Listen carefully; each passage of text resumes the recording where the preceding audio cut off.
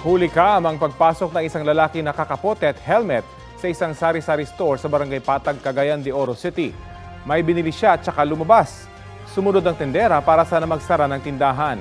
Doon na nagdeklara ng hold up ang suspect. Tinutukan niya ng kutsilyo ang biktima.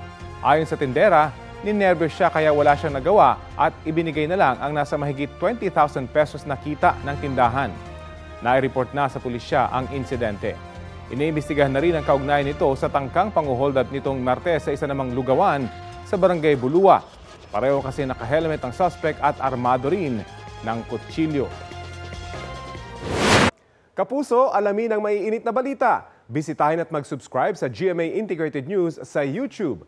Sa mga kapuso abroad, samahan nyo kami sa GMA Pinoy TV at sa www.gmanews.tv.